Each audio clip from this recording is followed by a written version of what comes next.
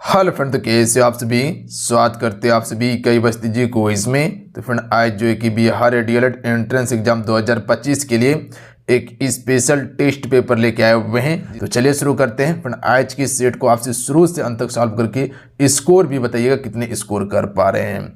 आप सभी एक बार सेशन को लाइक करके शेयर जरूर कर दीजिएगा। आज का फर्स्ट क्वेश्चन देखिए, पहला है कि प्रोटॉन की खोज किसने की थी। देखिए अगर किसी भी क्वेश्चन का आंसर पता हो तो आंसर आपसे नीचे कमेंट बॉक्स में बताते चलिएगा, अन्यथा एक कॉपी में ज़रूर नोट कर लीजिएगा। हर क्वेश्चन के लिए कोशिश करेंगे 5 से 6 सेकंड का आपको हम समय दें। चलिए इस क्वेश्चन का राइट आंसर कीजिएगा आप सभी। Right answer option number A हो जाएगा रदरफोर्ड। जो भी ऑप्शन में ए टिक करें बिल्कुल करेक्ट आंसर है। अगला प्रश्न है कि मार्स ऑर्बिटर मिशन का प्रक्षेपण यान था। चलिए क्वेश्चन नंबर 2 का राइट आंसर कीजिएगा आप सभी। तो अगर आप सभी ऑप्शन में सी टिक करें बिल्कुल करेक्ट आंसर है, PSLV C-25 था। अगला प्रश्न देखिए आपके स्क्रीन पे है। चलिए क्वेश्चन नंबर 3 का राइट आंसर कीजिएगा आप सभी। फ्यूजियामा किस देश का ज्वालामुखी है। जैसे भारत का ज्वालामुखी क्या कौन सा है, एक है आपका नारकोंडम और उसके बाद एक है बैरन ज्वालामुखी। जो भी ऑप्शन नंबर बी टिक करें बिल्कुल करेक्ट आंसर है जापान। जापान देश का ज्वालामुखी है। अगला प्रश्न है कि पॉजिट्रॉन किसका प्रतीक कण है। राइट आंसर ऑप्शन में ए हो जाएगा इलेक्ट्रॉन का। देखिए पॉजिट्रॉन जो है ये इलेक्ट्रॉन का प्रतीक कण है। जो भी ऑप्शन में ए टिक कर रहे हैं बिल्कुल करेक्ट आंसर है। आंसर को मैच कर लीजिए आप सभी। अगला प्रश्न है कि कोयला किस चट्टान में पाया जाता है। राइट आंसर ऑप्शन में भी हो जाएगा परतदार चट्टान में। जो भी बी टिक कर रहे हैं आंसर को मैच कर लीजिएगा। परतदार चट्टान में कोयला पाया जाता है। देखिए कोयला का भंडारण में झारखंड जो है पहला स्थान पे आता है। याद रखिएगा उत्पादन में झारखंड तीसरे स्थान पे है। अगला प्रश्न है कि जनगणना कितने वर्ष में एक बार की जाती है। हर एक 10 वर्ष के अंतराल पर। अगर डी टिक करें बिल्कुल राइट आंसर है। देखिए मेरे साथ में जितने आपसे जुड़े हुए हैं एक बार सेशन को ज़रूर लाइक कर लीजिएगा। देखिए इतना मेहनत जो किया गया है सिर्फ आप ही के लिए किया गया है ताकि आपको बेहतर चीज़ दिया जाए। और आपसे व्हाट्सएप ग्रुप ज़रूर ज्वाइन कर लीजिएगा और टेलीग्राम ग्रुप लिंक डिस्क्रिप्शन में दिया हुआ है, तो जाके फटाफट आपसे ज्वाइन कर लीजिएगा और सेशन को लाइक ज़रूर कर दीजिएगा आप सभी। देखिए पहली बार जो आपका जनगणना हुआ था 1872 में हुआ था लॉर्ड मेयो के समय में। उसके बाद नियमित रूप से जो जनगणना होना शुरू हुआ था वो 1881 से हुआ था लॉर्ड रिपन के समय में पूर्ण रूप से जनगणना। अगला प्रश्न है कि भारत का सबसे बड़ा चावल उत्पादक राज्य है। चलिए क्वेश्चन में 7 का राइट आंसर कीजिएगा आप सभी। तो right answer option number B हो जाएगा पश्चिम बंगाल। अगर बी टिक करें तो बिल्कुल राइट आंसर हो जाएगा। देखिए भारत में चावल का खपत सबसे अधिक है। अगर यही बात करता कि गेहूं का सबसे बड़ा उत्पादक राज्य कौन सा है तो उत्तर प्रदेश हो जाता, यानी कि यूपी। और प्रति हेक्टेयर की बात किया जाए कि गेहूं का उत्पादन कौन करता है तो पंजाब करता है। दलहन का सबसे अधिक उत्पादन मध्य प्रदेश करता है। चलिए क्वेश्चन में 8 का आपसे राइट आंसर कीजिएगा। किसी तत्व के रासायनिक गुण निम्न में से तय करता है।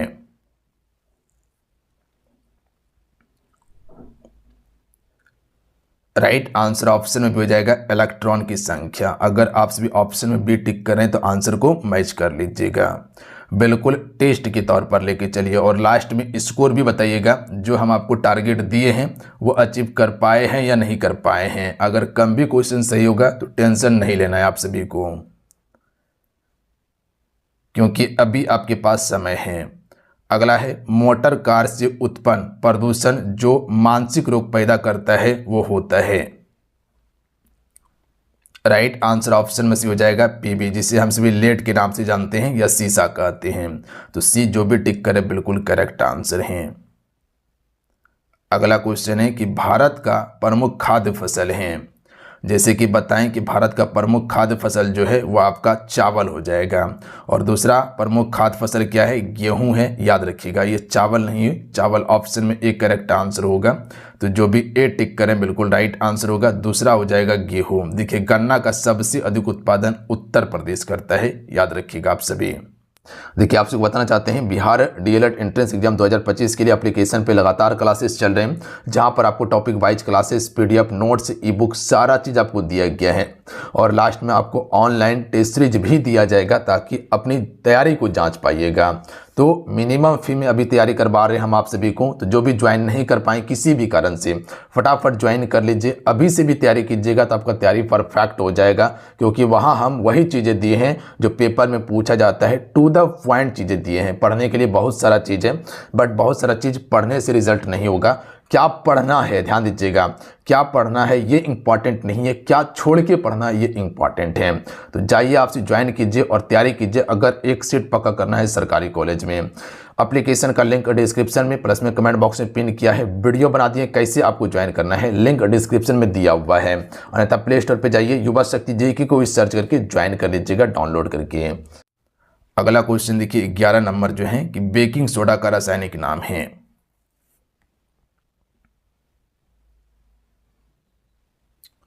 Sodium bicarbonate. जो भी ऑप्शन में बी टिक करे बिल्कुल राइट आंसर है। अगला प्रश्न पर ध्यान दीजिएगा, क्वेश्चन नंबर 12 आपकी स्क्रीन पे है कि राष्ट्रीय वनस्पति उद्यान कहाँ स्थित है। मोस्ट इंपॉर्टेंट VBI क्वेश्चन है, इसे याद रखिएगा आप सभी। यह आपका लखनऊ जो कि उत्तर प्रदेश की राजधानी है। तो अगर सी टिक करें बिल्कुल राइट आंसर होगा। अगला क्वेश्चन है कि पॉलेनियम में समस्थानिकों की संख्या है। 27 समस्थानिक की संख्या होता है।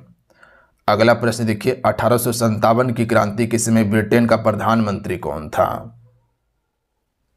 राइट आंसर ऑप्शन में डी हो जाएगा लॉर्ड पाल्मस्टोन। अगला क्वेश्चन है असहयोग आंदोलन शुरू करने के समय भारत का वायसराय कौन था।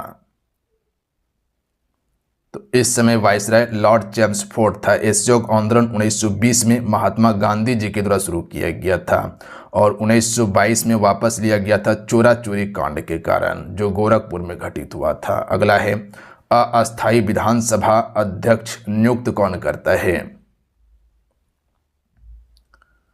राइट आंसर ऑप्शन में ए हो जाएगा राज्यपाल। देखिए राज्यपाल ही नियुक्त करता है अस्थायी विधानसभा का अध्यक्ष। अगला क्वेश्चन है कि नाथुला दर्रा किस राज्य में है।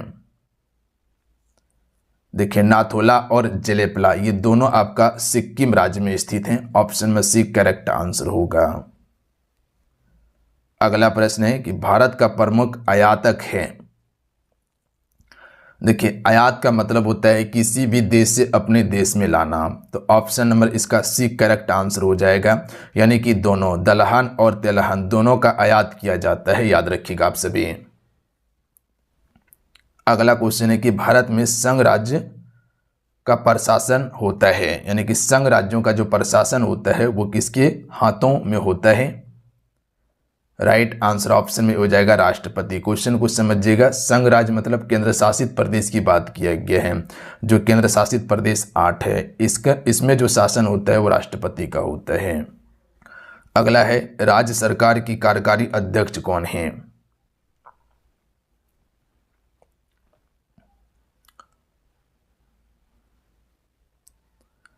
राज्यपाल होता है, बी राइट आंसर होगा। अगला है एक्सरे किरण किसके द्वारा खोजी गई थी।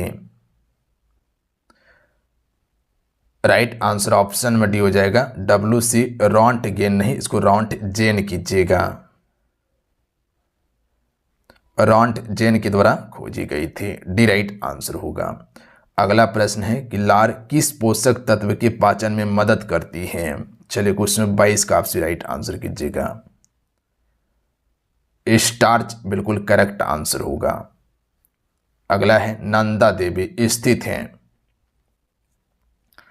नंदा देवी आपका राष्ट्रीय उद्यान है और यह आपका उत्तराखंड में है।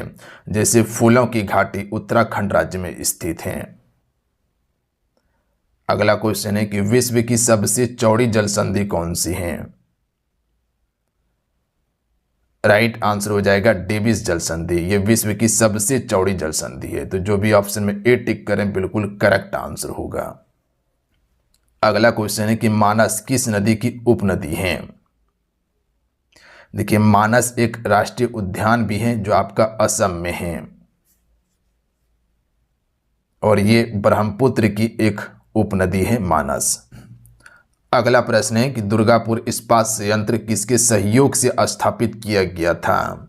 देखिए दुर्गापुर हो गया, भिलाई हो गया और राउरकेला, ये तीनों की स्थापना दूसरी पंचवर्षीय योजना के दौरान किया गया था, जबकि बोकारो इस्पात संयंत्र की स्थापना तीसरी पंचवर्षीय योजना के दौरान हुआ था 1964 में। तो ये इंपॉर्टेंट है जो रूस के सहयोग से स्थापित हुआ था। और दुर्गापुर आपका ग्रेट ब्रिटेन के सहयोग से स्थापित हुआ था, याद रखिएगा आप सभी। सोवियत संघ रूस की बात किया जाए तो इसके सहयोग से भिलाई और बोकारो की स्थापना और राउरकेला की स्थापना जर्मनी के सहयोग से। अगला है लॉर्ड कर्जन निम्नलिखित में से किस घटना से संबंधित हैं। राइट आंसर होगा बंगाल विभाजन। जो भी ऑप्शन में ए टिक करें बिल्कुल करेक्ट आंसर होगा। 1905 में हुआ था बंगाल विभाजन। अगला है विश्व में रबड़ उत्पादन में प्रथम देश कौन सा है।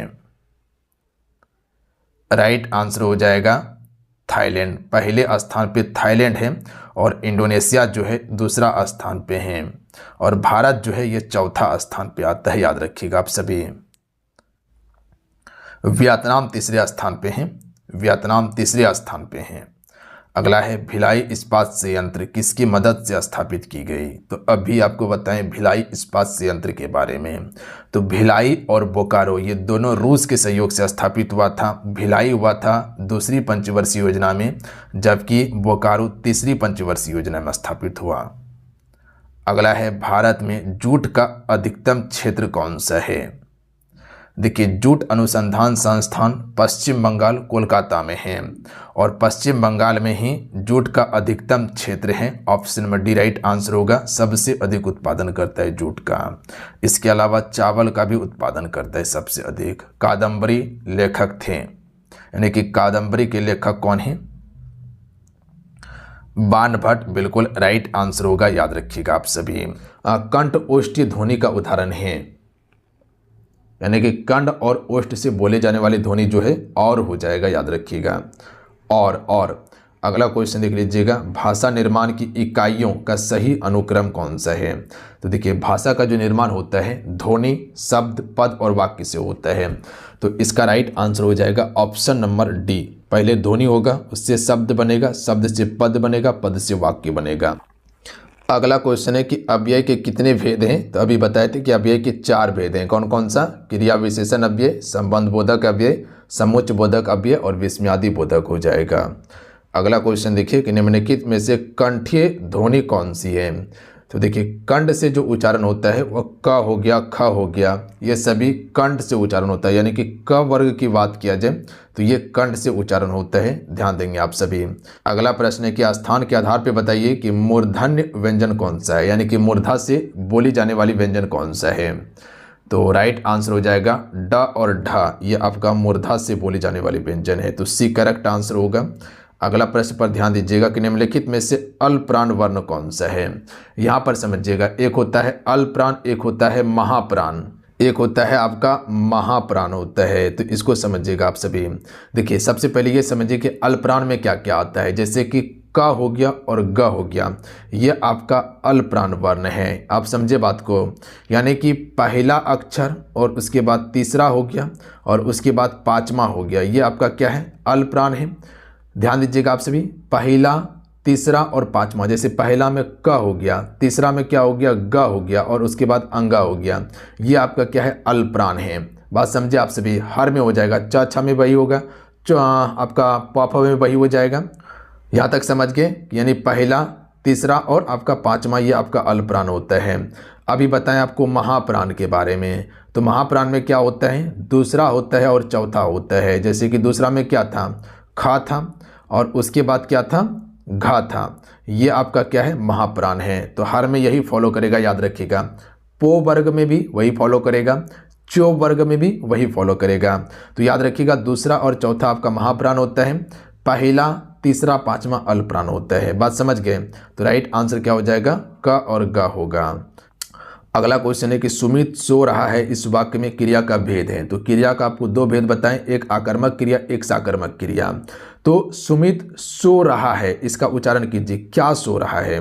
याद रखिएगा उच्चारण क्या करना है, क्या सो रहा है, बिस्तर सो रहा है या शरीर सो रहा है। तो जवाब यहाँ नहीं मिलेगा सवाल का, ध्यान दीजिएगा। तो ये क्या हो जाएगा? आकर्मक क्रिया हो जाएगा।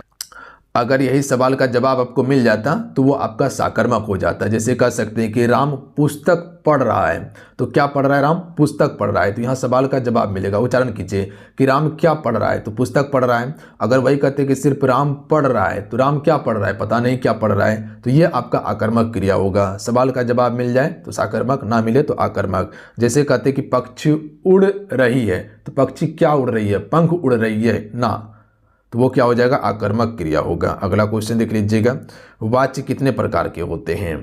तो वाच्य आपका मात्र में 3 ही प्रकार का होता है, याद रखिएगा आप सभी। पहला हो जाएगा आपका कर्तरी वाच्य होगा, उसके बाद क्रम वाच्य, उसके बाद भाववाच्य हो जाएगा। तो 3 प्रकार होते हैं।